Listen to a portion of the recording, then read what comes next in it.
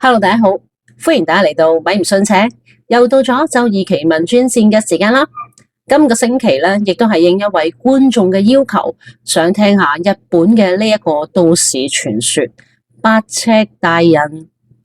八尺大人又稱為八尺女，最初嘅出處咧，一般都認為係喺一個日本嘅論壇叫做 Two Channel， 係喺2008年8月26號。呢一個論壇上邊一個板塊叫做神秘學超常現象版喺個討論區裏邊咧，有一個貼就出咗嚟，就話不如一齊嚟收集一啲最恐怖嘅故事啊！於是乎有人就跟貼，就話遇上八尺大人。根據呢一個貼主嘅講法咧，呢一個係一個女妖怪。咁佢身高咧，顧名思義就有8尺240厘米，仲高過姚明。咁佢咧一路行嘅時候咧，就會發出一啲男性聲線嘅怪笑聲，一路行一路啵啵啵咁樣。咁亦都會咧係模仿被迷惑嘅當事人嗰個親屬嗰把聲，令到當事人放鬆警惕，從而俾佢迷惑到。咁而被迷惑咗嘅人呢，幾日之內咧就會身亡噶啦。今日嘅呢一個故事咧，就係流傳咗喺呢一個日本論壇嘅都市傳說。即刻同大家分享，究竟八尺大人係咪真係存在嘅呢？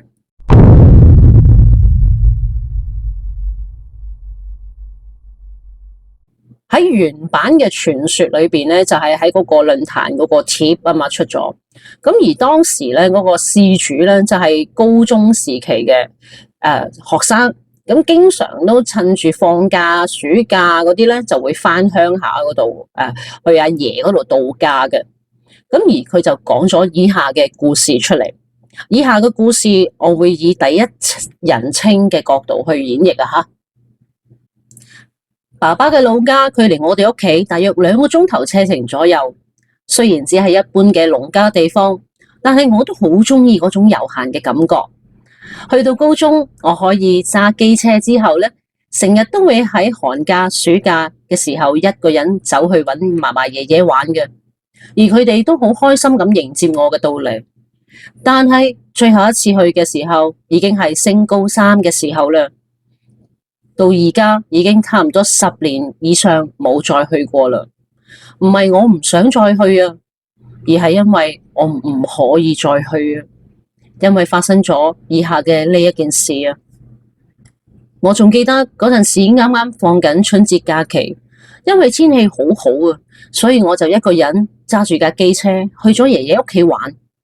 雖然個天仲係有啲凍嘅，不過咧靠近個間屋嘅中庭位置嗰個走廊咧，因為有日光曬住嘅關係，所以都仲係有少少暖嘅，好舒服。咁我就好悠閒咁坐咗喺嗰度曬太陽。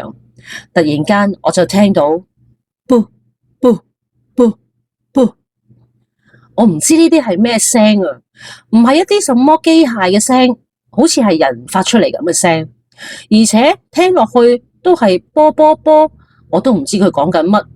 正當我喺度諗緊係咩聲嘅時候，我見到外圍埲牆上邊有頂帽，佢唔係擺咗喺個圍牆上邊噶，而係嗰頂帽一直都沿住個圍牆前進緊，直至到經過圍牆嘅一個裂縫嘅時候，我見到，咦，好似係一個女士嚟嘅喎。原來嗰頂帽係佢戴住嘅。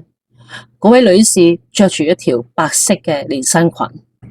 但係個圍牆一共有2公尺咁高㗎喎，咁如果可以喺個圍牆外面將個頭露出嚟，見到佢頂帽，咁佢要有幾高先得呢？當時我仲好驚訝㗎，但係嗰個女士咧仲係繼續移動到直至離開我嘅視線，我連嗰頂帽都睇唔到啦。唔知幾時開始，連嗰啲卜卜卜嘅聲我都聽唔到啦。咁嗰個時候咧，我淨係諗可能係本身個女仔就好高啦，着咗一啲好厚底嘅即係 boot 啦。如果唔係，就一定係好高嘅男人扮成女人啦，着咗女裝咁啦。咁所以之後咧喺客廳同嫲嫲爺爺一齊飲茶，我嗰時候話俾佢知頭先發生咩事。嫲嫲爺爺，我頭先見到一個哇超高嘅女人啊，可能佢去女扮男裝都唔定啊。最初佢哋聽完都係冇乜特別大嘅反應，就係話係啊，真係咁高，真係噶，好高噶，佢高過埲牆噶，佢仲戴住頂帽，一路行一路喺度波波波波，唔知波乜鬼嘢噶。我呢一句說話一講完之後，佢哋兩個即刻停低所有動作，完全呆咗，坐咗喺嗰度。跟住阿爺就好似好嬲咁，情緒好激動，一輪嘴咁問我：你係幾時見到噶？喺邊度見到噶？高過個圍牆幾多啊？阿爺咁樣講完，我都嚇一嚇啊，咁咪照實講咯。跟住阿爺就唔出聲，行咗去走廊嗰度打電話，唔知打俾邊個，因為有個屏風擋住，所以我都聽唔到阿爺講啲乜嘢。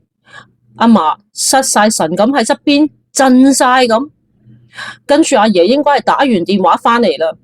翻到嚟嘅時候喺客廳就同我講：你今晚就住呢度啦。唔係，應該係咁講，你而家唔可以翻屋企住啊。咁我就喺度諗，究竟係咪我做咗啲唔應該做嘅事呢？但係我完全冇頭緒喎。嗰個女仔又唔係我自己走去睇佢嘅，而係佢自己喺嗰度出現嘅喎。跟住我就聽到爺爺就同嫲嫲講：跟住落嚟，你睇住佢啊，我去接阿 K 婆婆過嚟。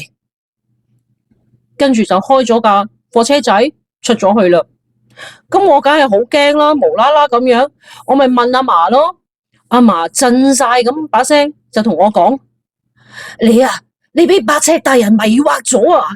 不過唔使驚啊，我哋唔使驚，阿爺會幫你㗎，唔使擔心，唔使擔心啊！阿嫲自己都好驚啊！喺阿爺爺翻嚟之前，佢慢慢咁將件事講咗俾我知。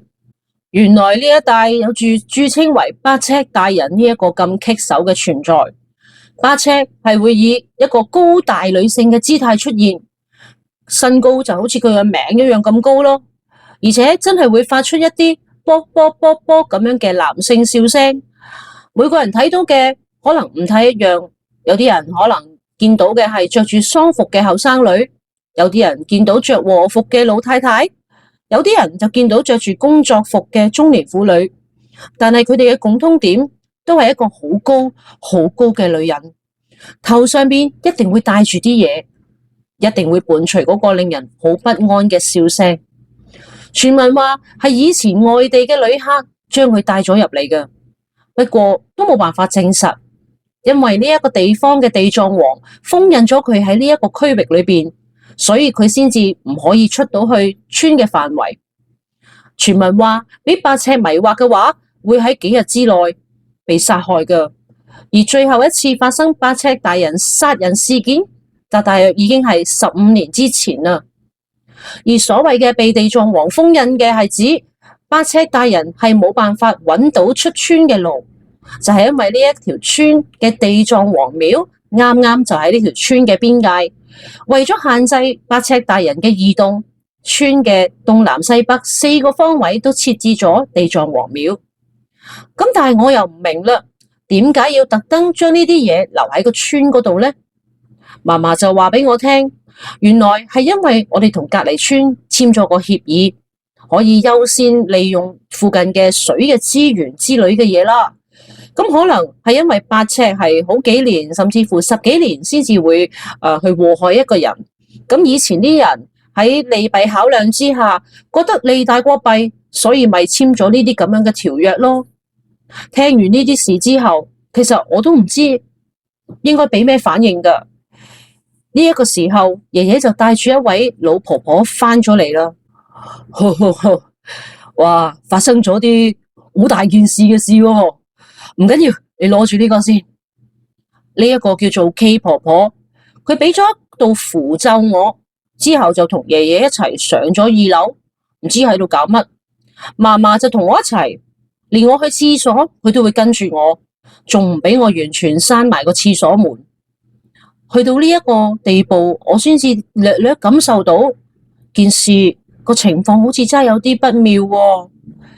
過咗一陣之後，我就被要求上去2樓嘅第一間房。嗰間房嘅窗咧，全部都俾報紙封住晒，報紙上邊仲貼咗好多符咒，4個角落頭都放咗好多好多嘅鹽。跟住有一個木箱，個木箱上邊放咗一尊細細嘅佛像。跟住唔知喺邊度，嫲嫲拎咗2個尿壺出嚟，就話之後呢一晚我要用呢一尿壺去解決我嘅生理需要。嗱，而家就快天黑啦吓，你聽住，聽朝早之前你唔可以離開呢一間房。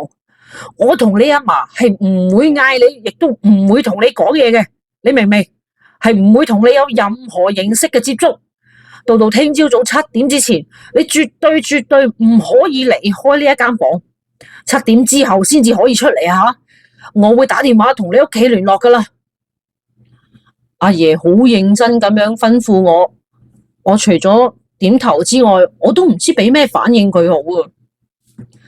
嗱，你要好好地照住我說話去做，嗰度符咒咧唔可以離開你自己身邊。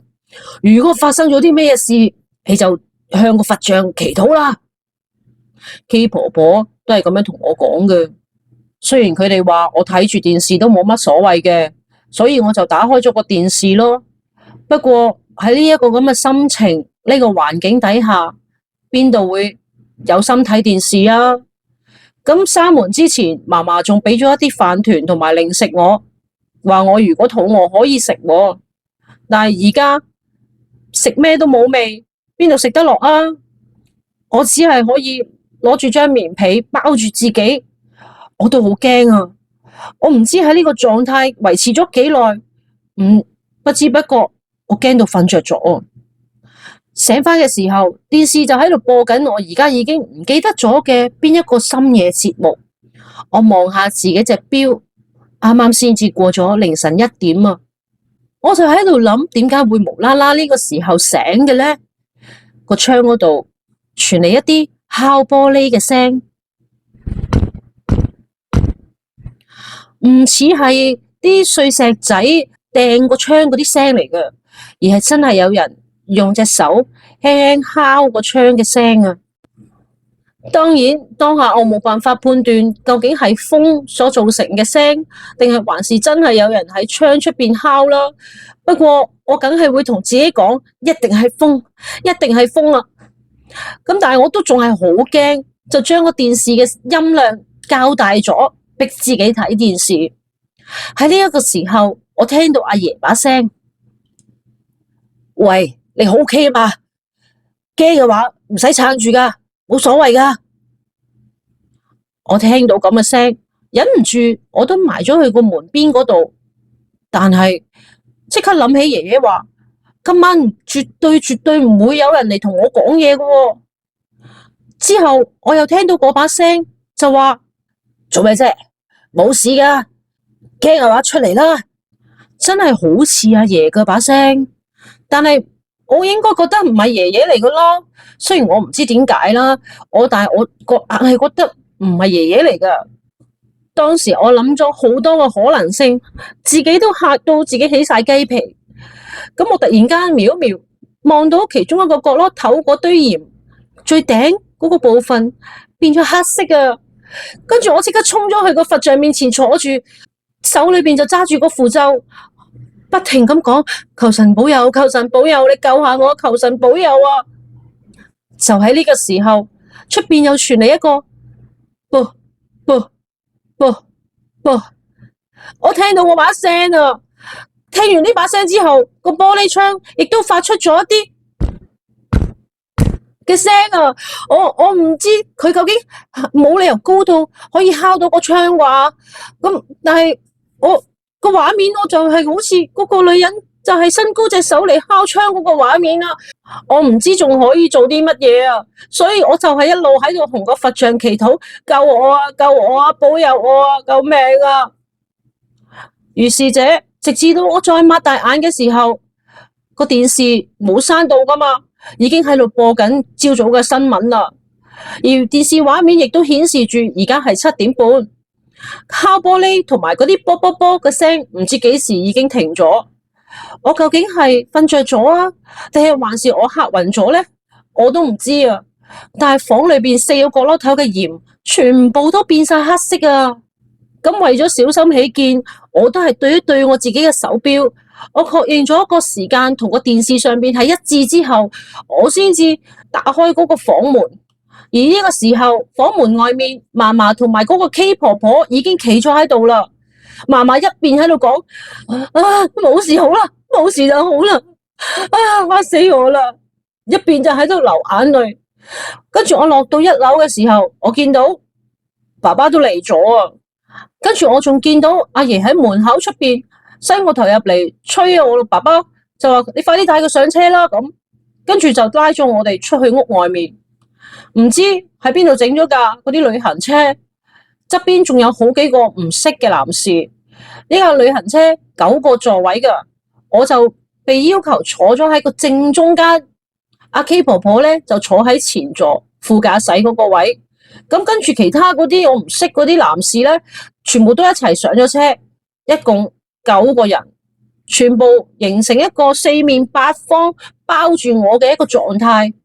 坐喺我右手邊咧係一個50歲左右嘅中年女士啦，佢就同我講：嗱，辛苦你啦吓，雖然咧即係你可能會八卦啦吓，但係咧由而家開始。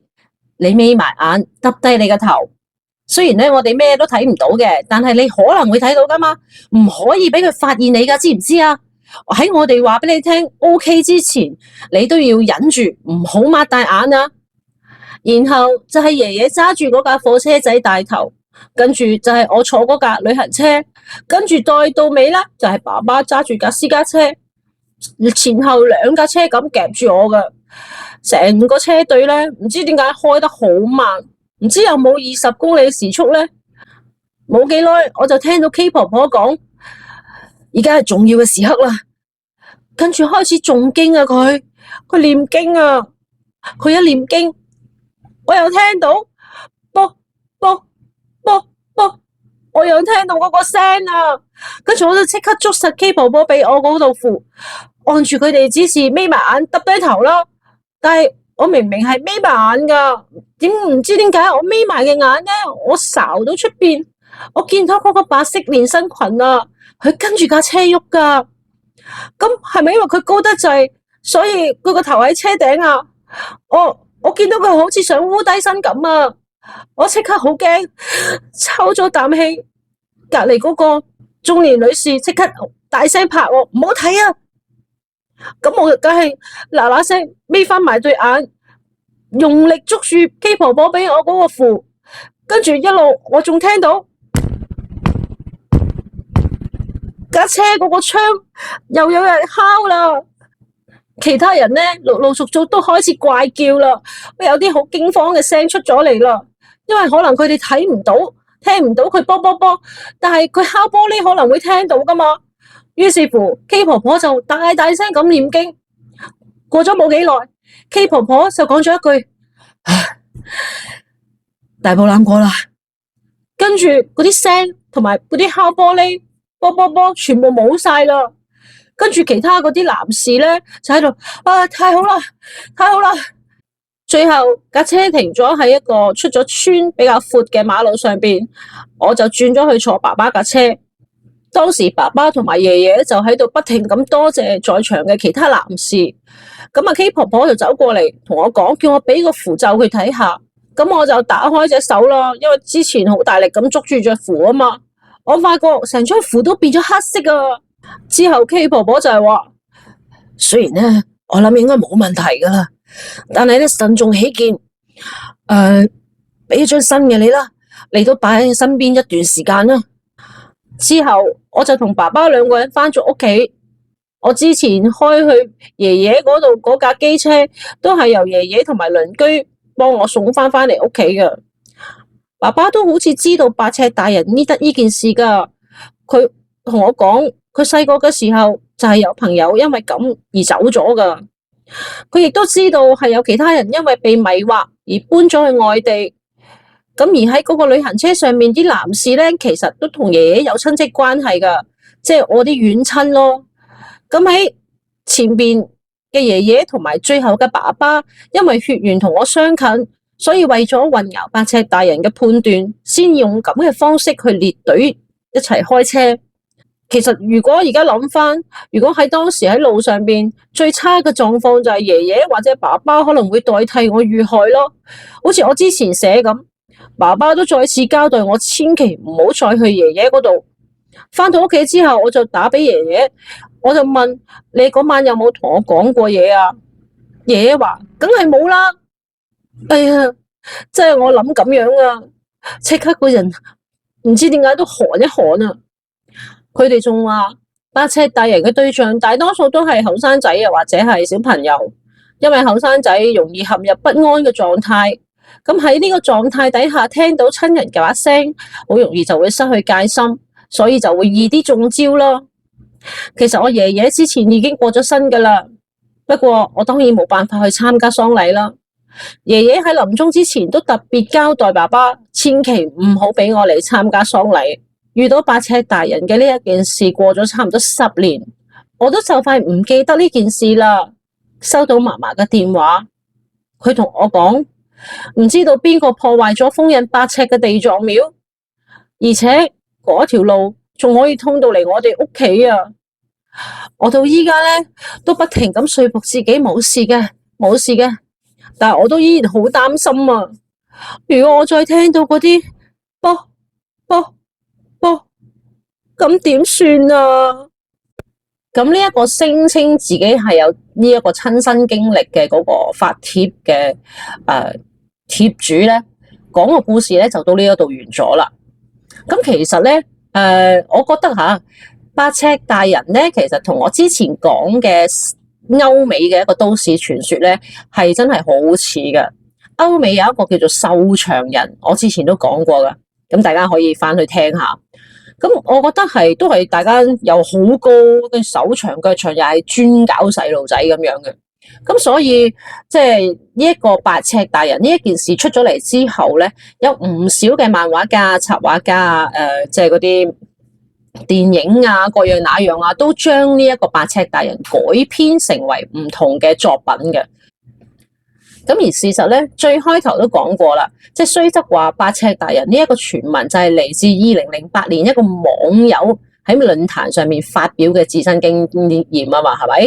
咁但係亦都有好多人之後都聲稱目擊過八尺大人，但係呢啲目擊者咧都係2008年出咗 post 之後先至出現嘅。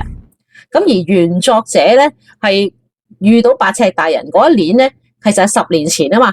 即係最少係1998年之前嘅事啦，即係唔好講話嗰條村以前仲發生過唔少次，咁但係就喺08年呢一個作者發表咗呢一個貼之後咧，就開始陸續都話，我都見到啊，我都遇到啊咁，所以咧有好多人咧都質疑呢一個故事嘅真實性嘅。咁而八尺大人咧呢件事其實係經過好多唔同嘅改版，或者係一啲二次衍生嘅故事。有好多人聲稱話見到之後咧，有啲人就話再加油添醋啦，就話佢同瘦長人一樣啊，都係可以咧飛行噶，又可以咧自己改變自己嘅樣啊，模仿唔同嘅聲啊，可以控制獵物嘅思維啊，精神攻擊佢啊咁樣啊，有好多噶，又仲要可以好似精子咁樣操控自己嘅頭髮啊，拖啲獵物啊，吉穿啲嗰啲目標人物啊，咁樣諸如此類咁樣嘅，其實有好多。咁但係咧，越講越誇嘅情況底下咧，大家就會覺得究竟個原 post 係真定假咧？但係其實大家記唔記得我喺呢條片最初嘅時候已經講咗啦，呢一段嘅貼主貼出嚟嘅故事咧，其實係出現喺Two Channel 裏邊其中一個板塊叫做神秘學超常現象版。咁佢哋咧嗰個版規嘅要求咧，其實係已經寫到明咧，唔介意故事嘅類型，亦都唔介意大家創作，我仲好歡迎添。咁就唔會話去分呢個故事嘅真假嘅，最緊要係夠恐怖。咁而最初咧原貼咧呢一個網站上面嗰個原 post 咧，其實唔係引嚟好熱烈嘅討論嘅。咁只不過咧係被一小撮嘅網民啦，咁就將呢一個故事裏邊嘅一啲嘢挑出嚟，跟住不停咁改編再改編做短片，咁所以咧先至將呢一件事越搞越大，搞到變成一個日本最經典嘅都市傳說，上埋電視添。仲要再加上好多嘅漫畫啊、電視劇啊、電影啊，都會攞佢嚟做題材，咁所以佢先至會爆紅。但係如果八尺大人係真係存在嘅話，咁佢存在咁多年，儘管佢可能好幾年或者10年8年先至出嚟殺一個人啦，咁但係點解會冇任何嘅相關報導，亦都冇任何嘅歷史文獻敘述過呢一個所謂嘅惡靈咧？因為日本都好多呢啲嘅神怪嘢、鬼怪嘢噶嘛，佢哋都會有一個妖怪榜咁嘅嘢啦，都會有一啲真係實質嘅記載噶嘛。但係八尺大人係冇噶，係只有呢一個 post。